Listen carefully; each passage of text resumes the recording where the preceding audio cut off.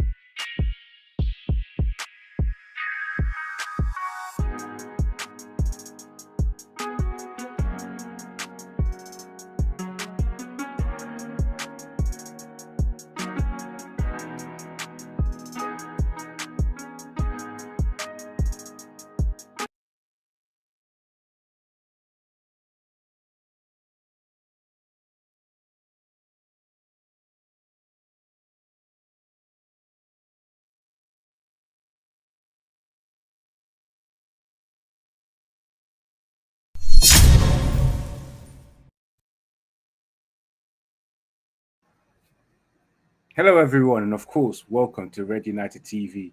It's your boy, Ivor Spicer. We are back at it again with another podcast, another Manchester United podcast. And of course, it's a mixed feeling because of last week, Manchester United did a mad thing against Lyon and got us over the line to get us into the semi-finals of the Europa League.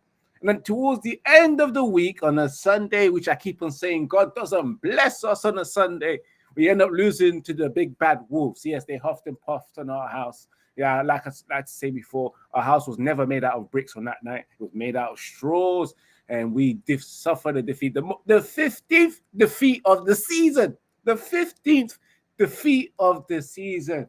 How embarrassing it is for us, Manchester United fans. 15! And we're still sitting 14th.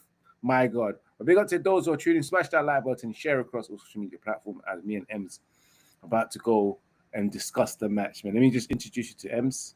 Bring him straight in. Yo. Yes, Ems. What's up, man? Another defeat? Yeah, another stressful day, mate. Another stressful time for Man United, man. 15 defeats. Whoa. That's scary, isn't it? 15 defeats, man. Honestly speaking, 15 defeats is just one of the worst defeats ever. I'm more pending, pending, bro. More pending. Jerome, you want to tilt your laptop a bit down? That better? No, let me see. My thing's a bit slow. Yeah, that's better. Yeah. Yes, man. But yeah, big up to those who are tuning right now, man. As I was saying earlier, mad. Yeah, you kind of went blank, Ems, on your cam. Yeah, I was saying. Yes, as I was saying, guys. Oh, go. Yeah, sorry. So as you were saying, Ems, sorry. 15 defeats is scary, bro. I can't lie, you know, bro. I don't think in Alex Ferguson's, was it 26 years? I don't think we have 15 defeats in like 3-4 seasons or whatever in a row or whatever, bro. 15 defeats is scary, blood. But we got I know we've got to talk about the team, but we got individuals, mate. We need to talk about, you know what I mean? I got a certain Danish number 9 I need to get out, you know what I mean? He headlines the title right now. As you can see, guys, Rasmus not ready, ! So we're going to talk about Rasmus Højlund. We're going to talk about him. But as We need always, more than an episode to talk about him. That's for sure. we need way more than an episode. But Ems, I think you need to log out and log back in because your camera just Okay, went I'll be blank. back. I'll be back. Big up to those tuning in right now. Smash that like button to become a member of Ready Night TV by clicking on the join button and click on the link description. Click on the description to follow Ready Night TV across all social media platforms by clicking on the link. And for those who like their shoes, Echo UK shoes is there. The link is there as well. But let's get straight into it because I don't want to delay anymore. It is, of course, Manchester United 0. The big bad Wolves won. As I said earlier on, Wolves came to our house, huffed and puffed us our house. And you know, Old Trafford, aka Old Toilet, not made out of bricks anymore, made out of straws, Jerome. And we got blown away. Right, free kick, a game where you can say, I think there's some Manchester United fans that will say that we played well, there were some good things. Whereas some Manchester United fans will say that, you know what? No, we didn't really offer much because going forward, we couldn't create much, you know. Our first actual shot on target attempt on goal out within. Sorry, what's my word? The word was within gameplay. Came at the 43rd minute. For those who didn't watch it, came at the 43rd minute of the first half. Despite the set pieces, our first attempt at goal was generally after 43 minutes, and that tells me a lot. Where you saw Wolves had their opportunities. Manchester United. I know Wolves was also poor throughout the game, but Manchester United could have done better as well. Rasmus Højlund will talk about him. Manchester United conceding a goal from a set piece. Should have won that game, in my opinion. But again, what were we surprised with? Our manager said that he will be fielding youngsters. And we already know that our first team players are already scrubs. Imagine the second choice players now. They struggled to score with the first squad, and having the second squad, you know that we're going to struggle to score, and we didn't score. We didn't score, guys. We ended up losing. It is what it is, man. I want to get you guys' thoughts on it. Well, who's going to start off the show? Is it going to be Ems or Jerome? Yeah, I don't mind starting off. I actually watched the full first half. You know, when it got to the start of the second half, I just switched off and went out. I just I'm not sacrificing my Easter Sunday to sit through this, because the way the game was going, it was looking like a 0-0, to be fair. And in the first half, it didn't look like we were troubled, but like you said, we weren't really doing anything at Wolves' goal. It just looked like a typical 0-0, and it just looked like a game where we just weren't going to score. But there were some positives to take from the first half. Obviously, the manager made a start for Fredrickson as part of a back three, and I thought he was one of the positives in that game. It looked like he just slot straight in. I hoped that Obi would start, but I guess the manager just trying to protect him because you don't want to put him into this current environment. So maybe Obi will just be a bit part player between now and the end of the season, and then he'll probably have a proper pre-season and maybe get stuck in more for the start of next season. But we just lack creativity. I don't think there's much problems with our defense, to be fair. I think defense is okay, but we're just a team. We're just not a good team as a whole, as a unit. So it's one of those scenarios where if we play well, we could still lose, and if we play poorly, obviously we're going to lose. So we haven't got that sort of aura where we can play badly and win. So until we get that, we're going to continue to have these results between now and to the end of the season. And Garnacho, he was okay from what I saw in the first half, and he created a couple of chances as well for Hojlund, and I think he created a chance for Mount as well in the second half. So there were some chances. In terms of expected goals, we had more expected goals than Wolves in that game, even though we didn't look like scoring, which is so hilarious. But the free kick, we just literally lost to a free kick. It was almost like a smash and grab. Just get that free kick, and then we're not going to look like scoring. So it was always going to go that way in terms of results wise. I haven't really got much complaints about the free kick. It was a good free kick. I know there's some people said that Onana should have saved it, but come on. And we know that Onana's not really a good shot stopper. So what was we really expecting? It was a good free kick. Maybe David De Gea in his prime might have saved that free kick, but a few keepers probably won't save that. So I'm not going to even blame Onana for not saving that. But we already know that he's not a good shot stopper anyway. And there's not much else really to take from that game in terms of positives. It's just obviously the manager made changes, so we weren't going to expect too much in terms of results-wise. So if we did win, it just would have been a huge bonus with the amount of changes that he made. And we can see that the manager said himself that he's focused solely on the Europa League. So he's firmly put all his eggs in one basket, and there's no going back now. But I can say, I have to admit, it does look like he is trying something. I can actually see there is some sort of system or structure in the way that the manager wants us to play. We just don't have the quality to implement it. It doesn't look like we're just playing ollie ball and just going out there and just go out there and enjoy yourselves. It looks like there is a plan out there. But as I just said, we just need the personnel for that. And I know that's a bit of a controversial comment because people are saying that Amorim just needs all of his players to be able to play his system. He needs to adapt to the players that he's got. But my argument to that is we've had these same scrubs since Ollie days. So they failed under Ollie, they failed under ETH, they failed under Ralph. So what did you expect them to do under Ruben Amorim when they're a lot older from like 5-6 years ago? So it's not like they're getting better with age, they're getting worse with age. And we can see that by where we are in the table. I know M just shaking his head, but that's the way I see it. And the way people are calling for a change of manager, I know we had a big debate about the manager last week. Well, what manager's going to do anything with this team? That's what I keep saying. And the thing is, nobody has given me a proper answer to that, apart from Moyes. And we had Moyes already. Wait, hold on. Wait, miserably. But in terms of going back to the game, obviously it was a bad result. We just got to nitpick at any positives we can take from the game. Garnacho, for once, he actually did create some chances, as I said earlier. But we just got a number 9 that can't put the ball in the back of the net. So when you've got that problem, then it's always an uphill battle from there. Ems, as Jerome called it earlier on, I know you were smirking and smiling at the things he was saying. So let's get your view on that match as well. What Jerome just said there. Well, first, before I start, right, what I'm gonna say is, yeah, certain man don't want to blame nothing on this coach, bro. It's scary, you know. Jeez. Certain man do Ray Charles to the coach. Crazy. But anyways, excuse me.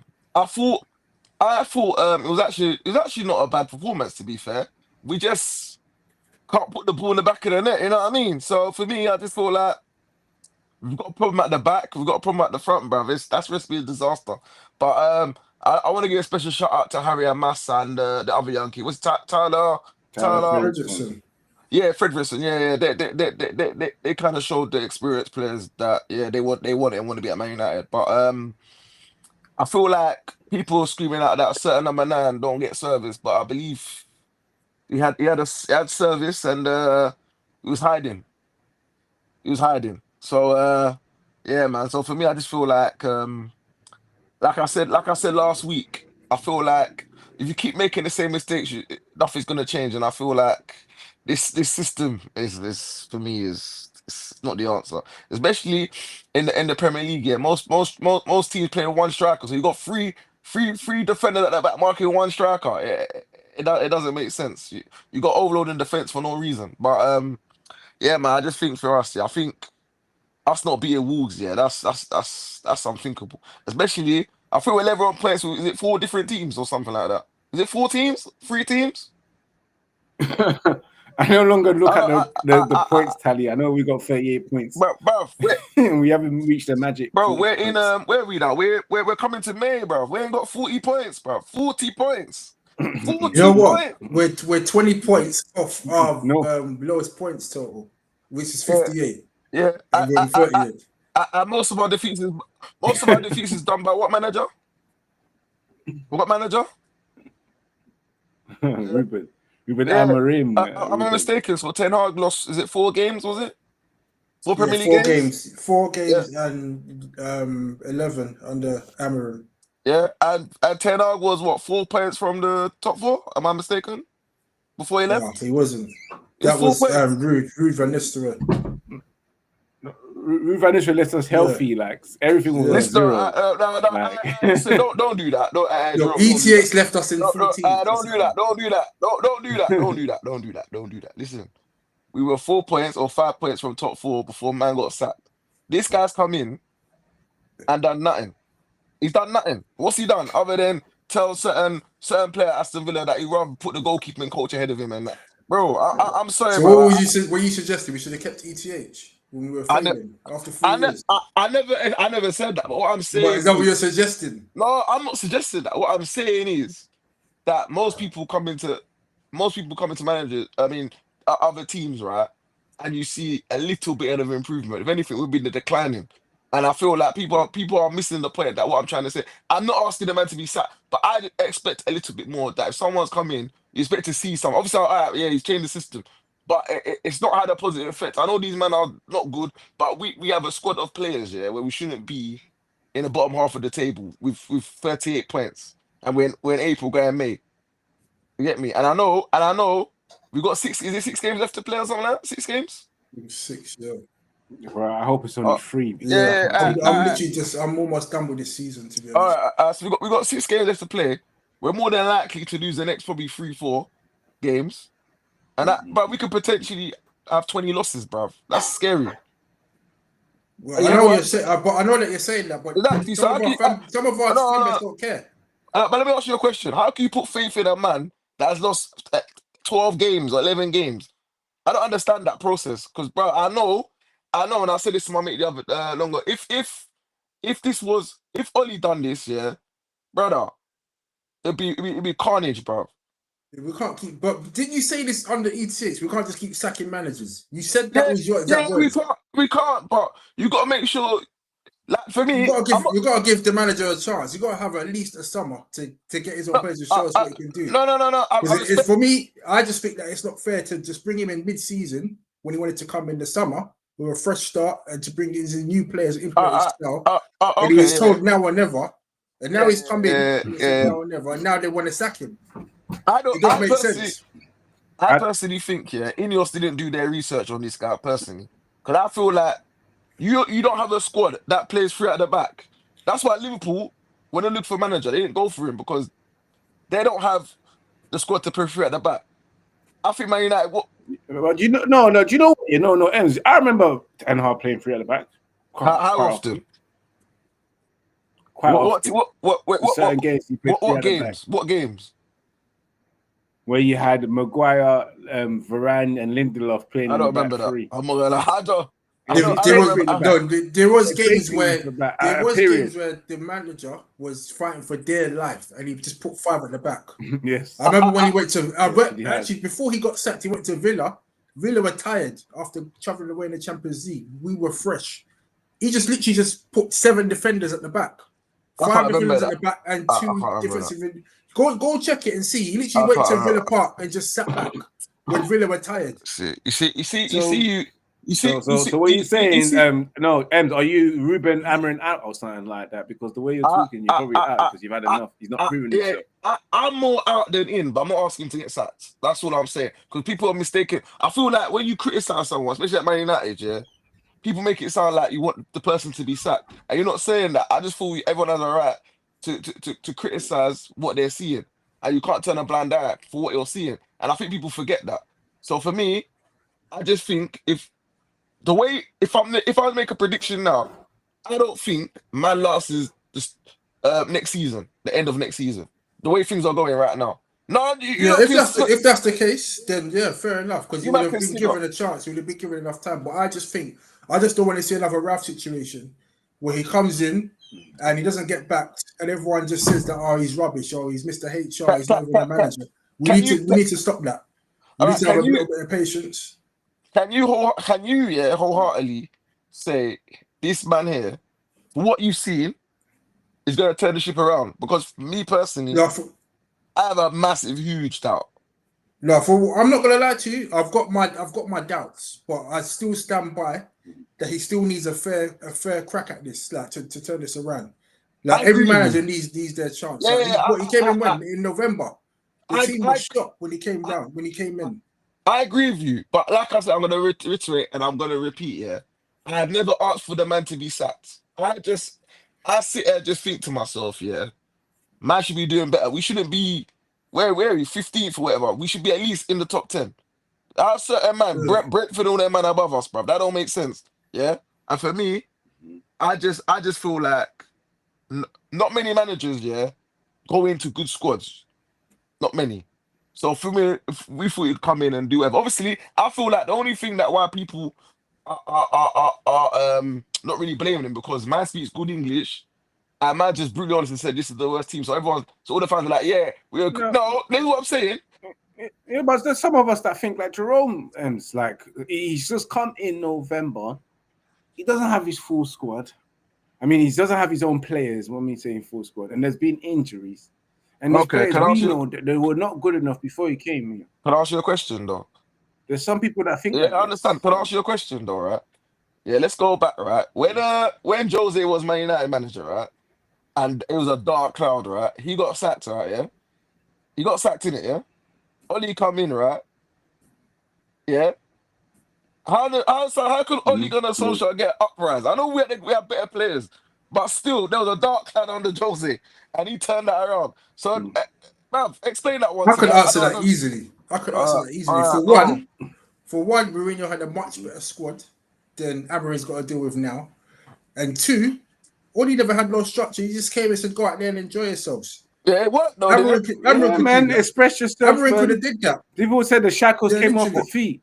They were even saying the shackles. That was the title. But Wait, let's oh, hold on to that and let's get to where's the players Uche, bro? because we've got players to talk about. So Why where's one? Uche, bro? I need him here, bro. Yeah.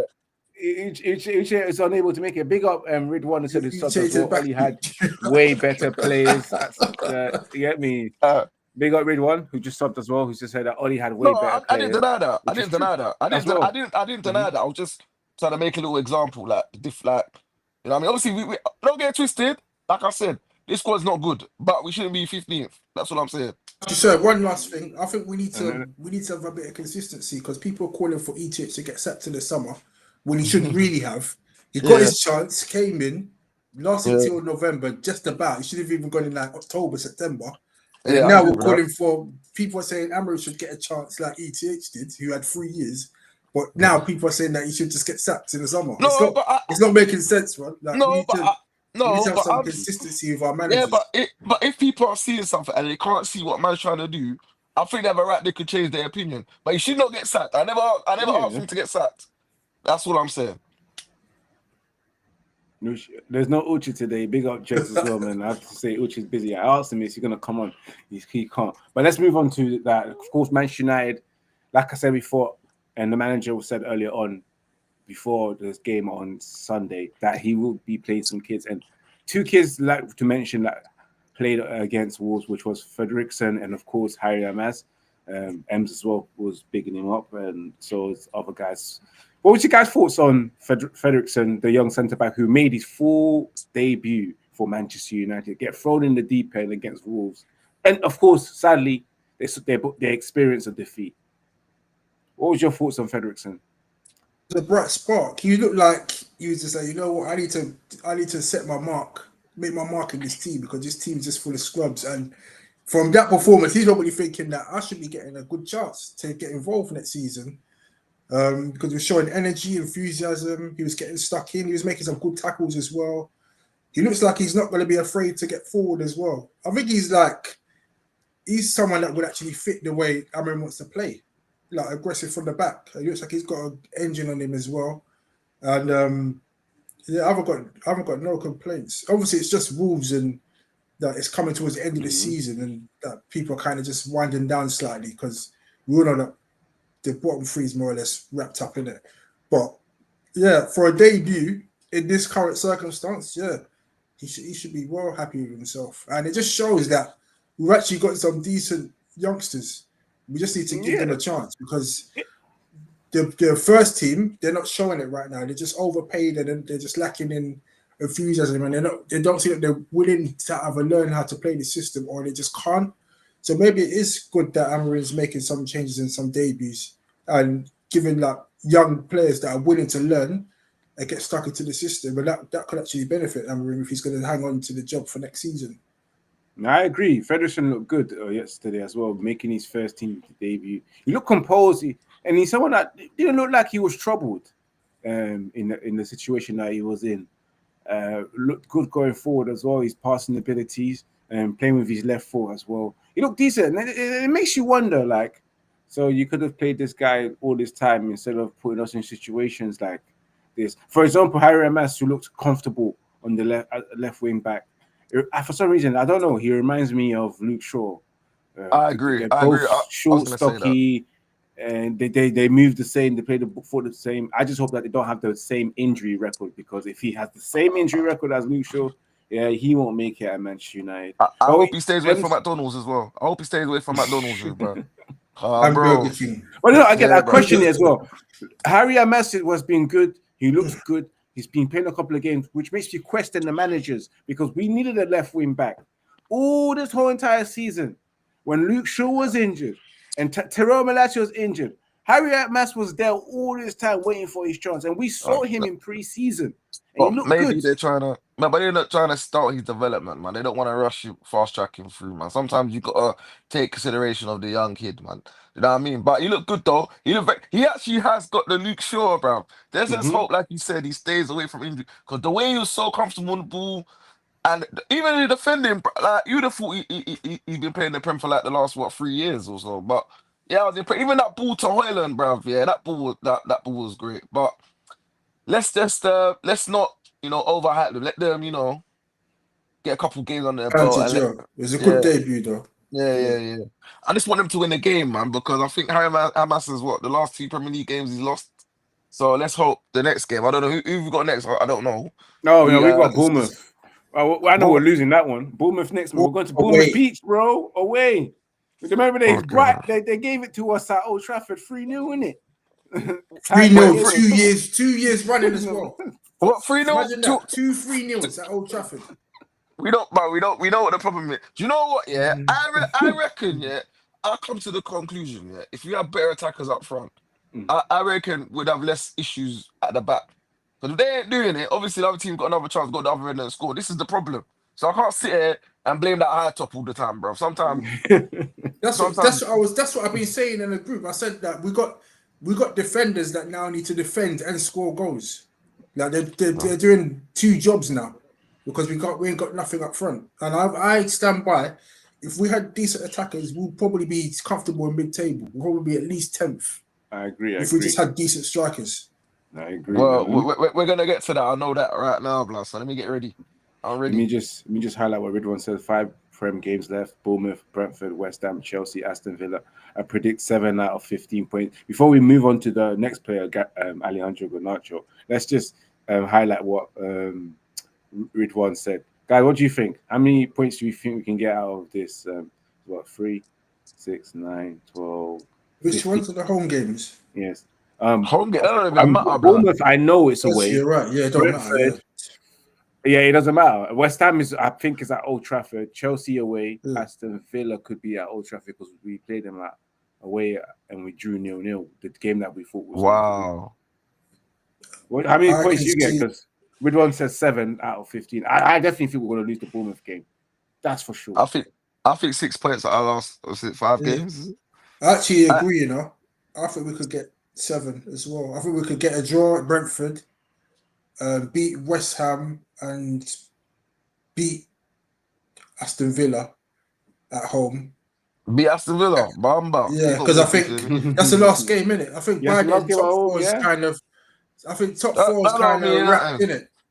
I don't mean that. I don't think we will beat Chelsea though. We always draw against Chelsea. I reckon it depends. If we get knocked out the Europa League, we're losing against Aston Villa because the players just want to get out.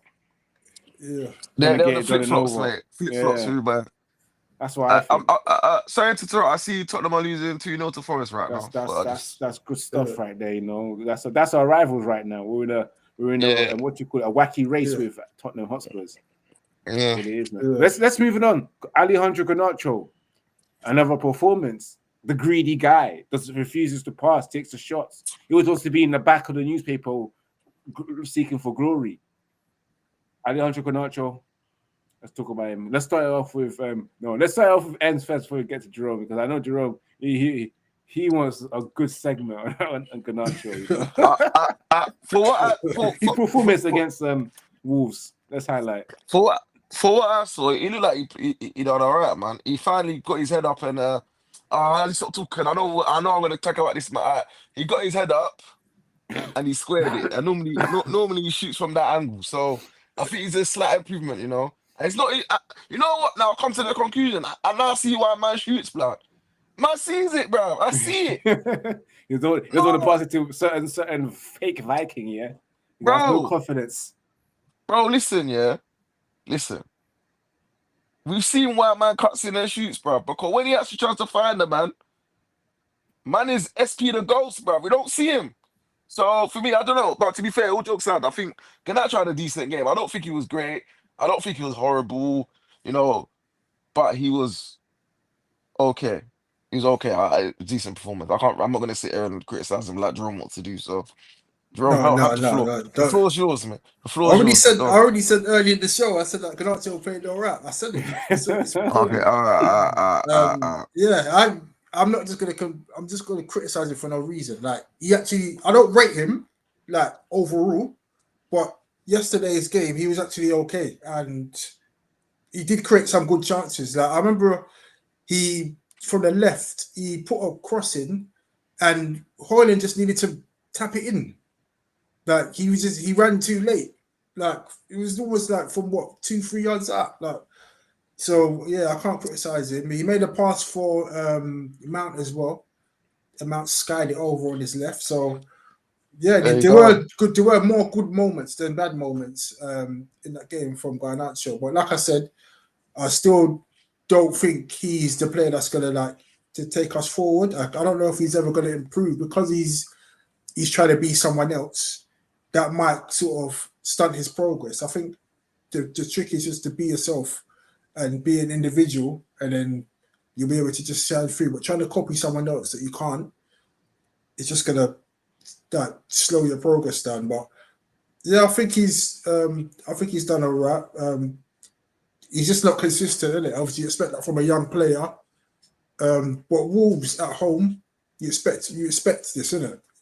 But as I said, he's had more bad games than good games this season, and if the club got a good bid for him, I think they should consider it. To be honest, I still don't think he's the answer to Amorim's system.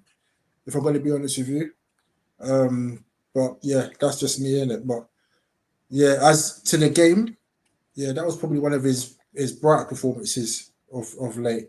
I don't remember him doing that much in the previous league game that we had. What was it? The one that we had last week? Leon? Not Leon. No. Newcastle? Yeah, Newcastle. Apart from the goal, was it Newcastle 4-1? Yeah. Apart from the goal, we didn't really do anything. So yeah, I'm not gonna run no false agendas. I'm just gonna keep it consistent. But yesterday, yeah, that was one of his better games.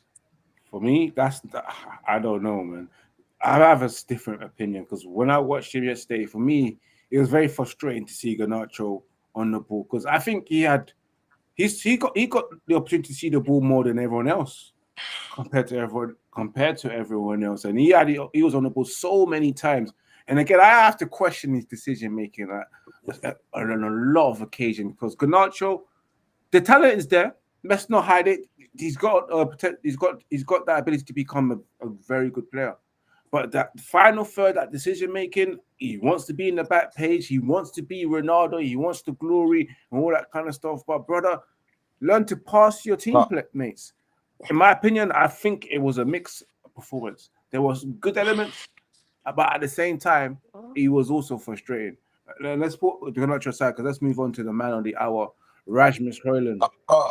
Sorry. Because of course I've got some articles that's been laid out there. Let's start off with the manager and his thoughts on Rasmus Højlund, and before we get our thoughts on Rasmus Højlund's performance and where the hell he can be in the next couple of months. Well, Rasmus Højlund, the manager himself, insists that Rasmus Højlund's slump form is not the young striker's fault, claiming that the team as a collective must shoulder the blame for their problems in front of goal. Ruben Amorim says that I think if you look at the games, we have several players that missed big chances, not just Rasmus. Amorim told the reporters, but Rasmus, the game is to score goals because he's a striker, but it's a team thing. Our team should score more goals. It's not just Rasmus missing chances. The only way I know is to work on him, show him the videos. He needs to score a goal. He will not score if he's out. So I'll try to manage that during the game. And let's hear about Alan Shearer, who spoke about Rasmus Højlund's performance and the fact that he's unable to score. He suggests that Rasmus Højlund is not a guy for Manchester United. Alan Shearer says, I'm looking at a damaged player in Højlund. I think he isn't ready to lead the line at the club like Manchester United. Alan Shearer then goes on to say 3 Premier League goals, and at the minute I'm seeing a player that doesn't really want to get in there.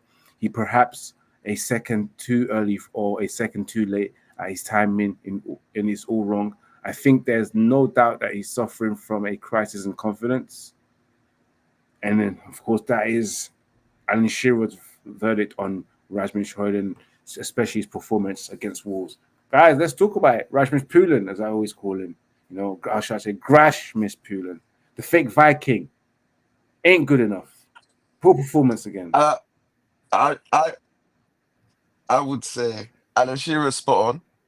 I'd say the manager's spot on, but I'll be critical. I think he's got to blame, but maybe behind closed doors, he's actually having a go at him because there was some. I just don't think. Yeah, I don't know if he watches the videos properly because I think he does the same thing over and over again, and he doesn't learn. And I think as well that chance Garnacho. If you're a proper poacher, Van Nistelrooy, Alan Shearer, whatever, yeah, they're putting that ball in the back of the net. I just feel like he's hiding to even flipping show for the chances, in my opinion. Because that one absolutely annoyed me. I'm like, what? No striker in the box. You know, getting his leg to it. And then I think the other one was it the one he had Dogu on the other side free, and man's trying to do dribble, and then he gets blocked. If I'm Dogu, is All he needed to do was just pass it across to Dogu. Yeah, to Garnacho. Literally. Yeah, that's what I'm saying. If I'm one of them, I'm going in the change room. I'm grabbing him by the neck, bro. What are you doing, bro? You don't see me, bro. I don't think. Do you know what? As Ray Keane says, I don't think enough of these players dig each other up, have a go at each other. Like they don't. Because every time I see them make a mistake, I don't really see people shouting at each other and all of that. I don't know. I think the game's gone, man. But I do think, yeah, maybe as well, yeah, we're rushing these young players to perform for us because we ain't got good experienced players. So we're actually fast tracking them.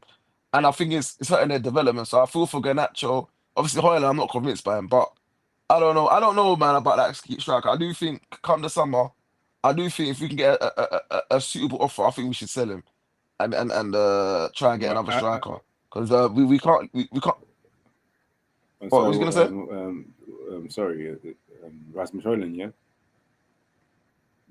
Yeah, Højlund, yeah. I feel we cannot start, and I repeat, we cannot start the start of next season with him up front. I don't care what anyone tells me. How do you what we April? Yeah, late April. Man only got 3 Premier League goals. Do you know how many goals Vista and Mbeumo got? Bro, there's defenders Well, I that think they got 35 have goals between them. got 3 goals or more. Right, yeah, we need to. I think Harry Maguire's got more goals than him this season. That tells me everything you need to know. So yeah, we need to address that issue. We need to address a lot of issues, but bro, we need goals, man. We haven't scored enough goals the last 3 seasons. We need to address it, man. It's concerning, especially for a match going Man United fans traveling from wherever to go watch that and not see goals is a bit scary, man. You know what I mean? Crazy, you don't see man. the tickets It's ain't crazy. cheap, blood. Especially when they put the ticket prices up as well. It's crazy And business. they're paying for for that dross. to see Rasmus Højlund up front, man. Big up Ridwan that says that he needs to stop. He needs to stop twerking with the duels. He never wins. He just relies on constant runs in behind. And like I said before, I've said it. I've had enough of Rasmus Højlund. You know, I can't take it anymore. You know, he's getting away with it. You know, as I said before, certain strikers that we used to have with the initials AM9, when they didn't perform. Got a bullocking from Roy Keane, got a bullocking from several players just because he never smiled when he scored. And we got a striker here that don't even score So goals. Campbell. Doesn't even score goals at all. Man's going 25-1. 25-1. Even he goes a year or two before he scores for his own country as well. He consistently goes into bad spells, whether it's club or country, and he doesn't get that criticism that I think he deserves. He needs to be in that spotlight of heavy criticism, because there's been so many players that I know of that cost 100 or 90-something million into midfielder, and he always gets attacked for his price tag. This guy cost us 72 million, bro. 72 million. You know what it's like when his last goal was against Leicester, and it was based on a Leicester mistake. Mm-hmm. And man were making up bare noise in the group chat. And the way he celebrated. He should saw the way he celebrated. And he should stop those stupid celebrations as well. You don't even score goals. You try to cut with these celebrations. Well, no, on the real, we need to sell up shop in the summer. Like, I know man them are saying give him a third year to learn under someone else. Hell no. It's not even worth that. I think the ship sell. We need 2 strikers. Get a young striker and then get an experienced striker. This young striker that we got here is not it. I think the club made a big mistake. Like Alan Shearer said, that we brought a striker that's not ready to lead the line, and he might as well just said he's not even ready to be a backup either. Basically, he's just not good enough. Like we just brought the wrong striker. Here is true. Ridwan says it. I've never seen a player that big not win headers or duels. It's fake height. He's actually 6'3", you know. Yeah. He's fake height and 6'3". fake strength. It's an illusion, literally.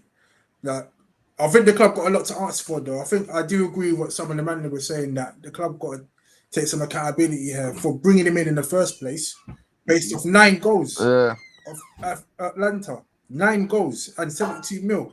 We were the only club that were in for him. So why did we have to pay that much? Yeah, I have to question that. I have to question that. 9 goals and no one saw the red flag. No one in the scouting department said, "Yo, Eric Ten Hag, are you sure? Are you sure?" Because my scout report doesn't see what you see. I don't. You're right. Because what can you get from 9 goals? You're a scout and you're looking at those 9 goals in a full season.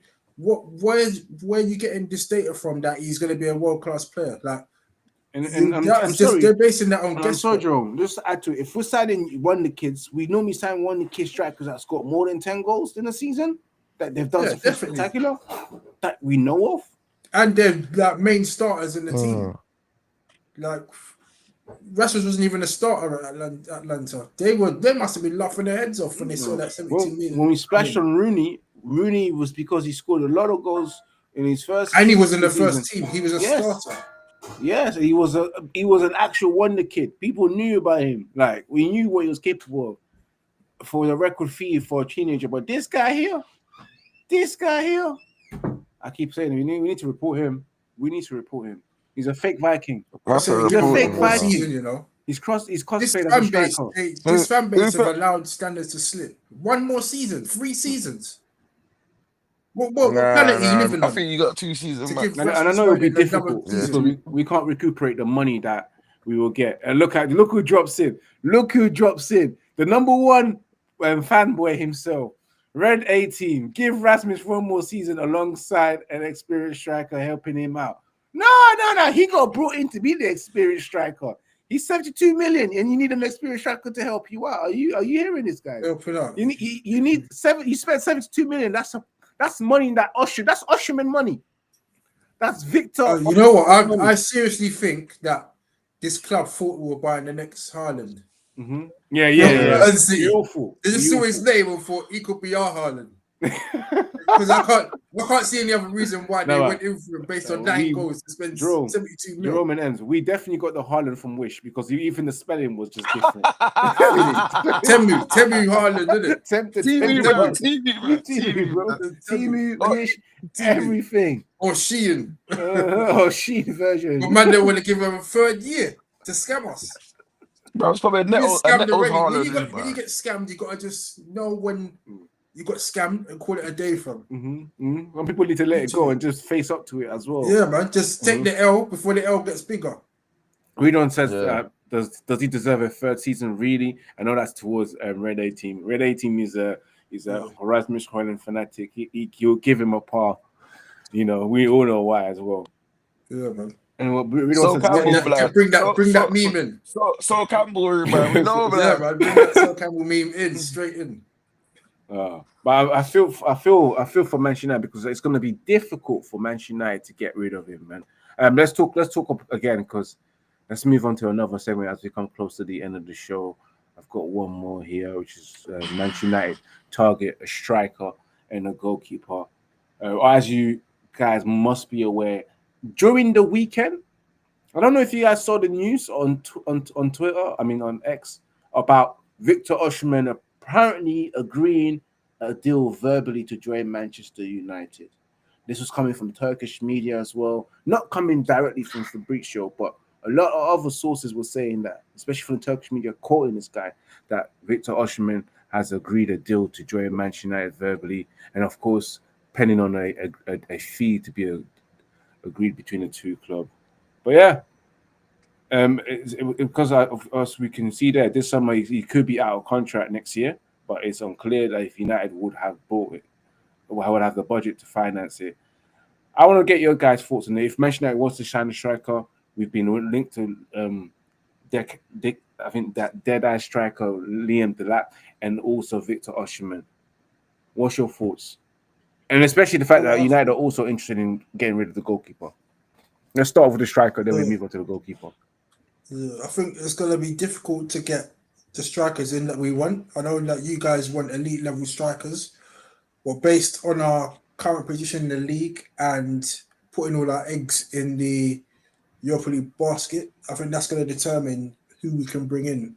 And because clubs can see that we're desperate for a striker, when they're looking how we're faring with Rasmus and the fact that they want to give him a third season, we might get priced out of some of these moves. Also, I know that Osimhen's got a release clause, but my concern is that if we don't win the Europa League, I can't see how we're going to finance that deal and get other players in that we need, because we don't even just need a striker. We need to strengthen in other areas of the pitch. But if in an ideal world we won the Europa League and we had the finances in place, I'll definitely get an Osimhen or Gyökeres. I'll probably lean more towards Gyökeres though, because obviously Amorim knows him and he's worked with him at Sporting, and obviously we know that he could fit in the way that Amorim wants to play. But it's just all about getting it for the right price. So we can't just be getting books again, especially after the Rasmus deal that we got. But I stand by, we need to get two forwards in, especially if we're looking to sell players like Rashford and Sancho. Get one young striker and then one experienced in, and then hopefully someone could take Rasmus on loan. That'll be an ideal summer for me. Joe, I just want to stop you and ask you a question. You mentioned Gyökeres. How do you feel about Manchester United signing ex-players from the manager's previous club? Because of course we had Erik ten Hag who done the same thing. Yeah, we was like, we're not going to do this ever again. Yeah. Are you comfortable for Manchester United to go and sign Gyökeres? If it's just one or two, work? Yeah, if it's just one or two, I'll be content with that. Not like ECH was literally signing his whole Ajax team. Like, no, we don't need to go through that again. I think maybe one or two, because we're in for Quenda. Obviously, Chelsea got him.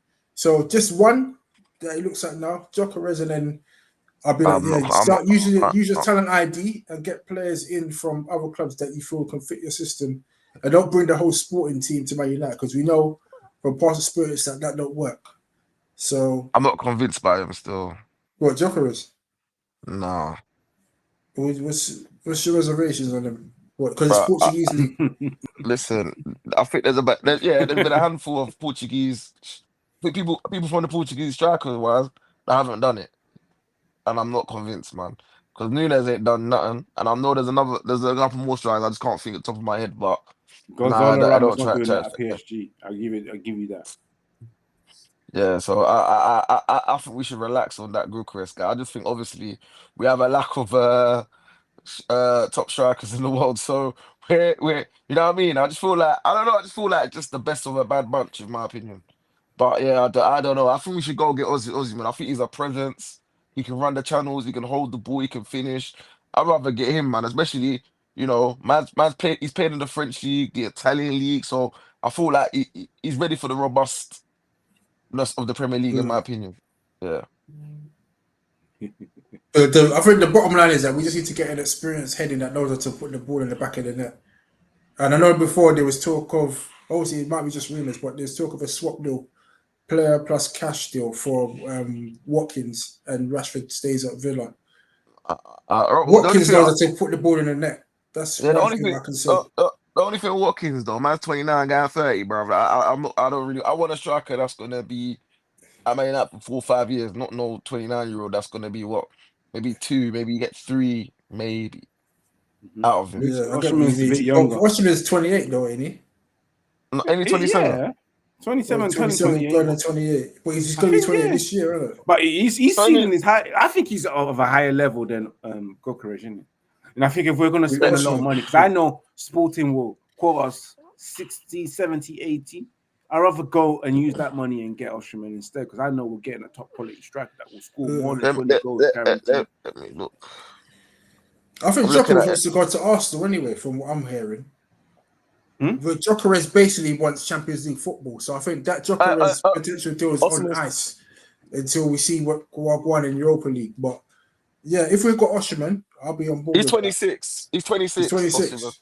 Yeah, then he's the better option than he's age-wise. very young. I mean, that's a striker for 5 years, easy. Yeah, I'll be on board with that. Hopefully, he fixed up his attitude problem that he's had in the past. But apart from that, he'd be a good addition age-wise as well. And the release clause. So there's not much negotiating to do that you would have with Jokeres. But with Jokeres, we'd have to win the Europa League anyway. I don't know why you're so big on it. You mentioned his name, so I don't know why you're so. I'm not sold on this guy at all, but I'm not. I just also wanted to let you know that Anthony scored as well for Batiste. Hopefully, that's his price tag up. He might come back a changed man, you know, but I doubt it. Do we want him back as a changed man? Because I'm not doing this take me back kind of thing. You know, I'm done with that. I'm not taking my exes, man. Yeah, don't take your exes back. Yeah, I've learned in life. Don't take back your exes, man. Literally. But I think Anthony just scored for Batiste.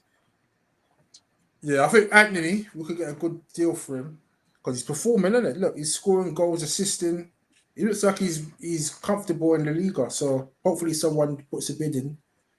I don't think Roberts can afford him though. If I'm going to be honest with you. Yeah, I told you about. I think it's going to be a different club. Yeah. I told you what Denilson. I told you, bro. Denilson the record signing 98, bro. That's crazy. Yeah, they ain't got the finances that. They're not even. Are they in the Champions League qualifications? Well, if they win the Europa, if they won the Europa League conference, then it might change. Maybe Atletico might come in.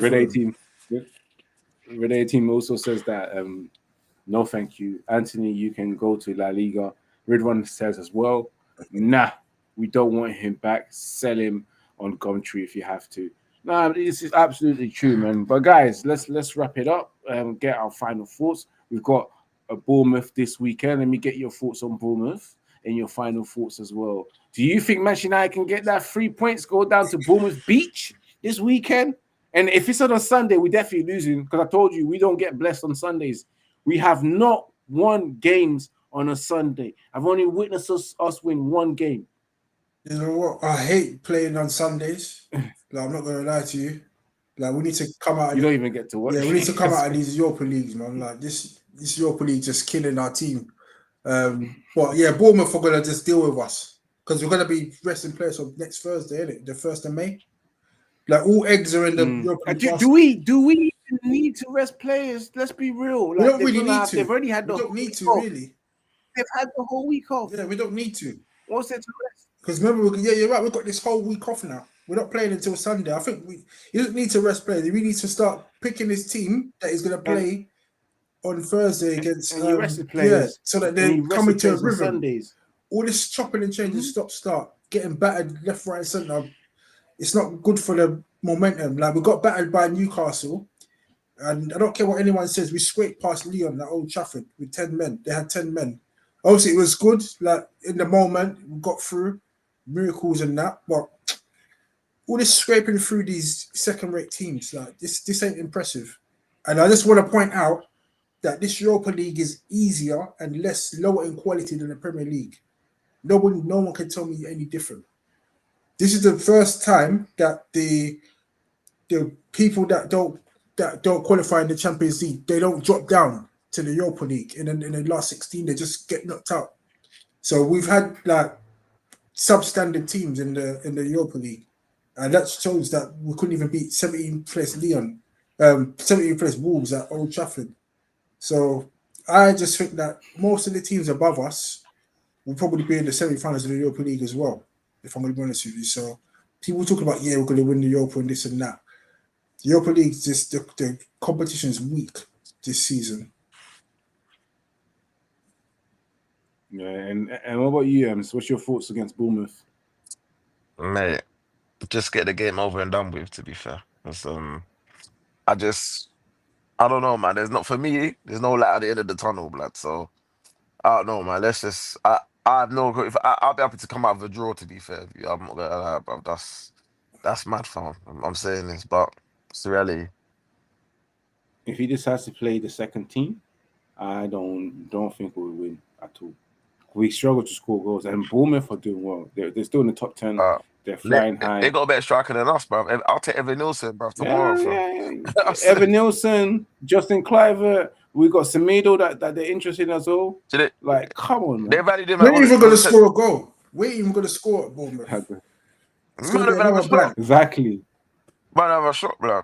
We're going to just rely. As I said before, we're going to rely on defenders to get us winners and keep clean sheets. Because you've got a defensive striker up top that doesn't know where the goal is. No, boy.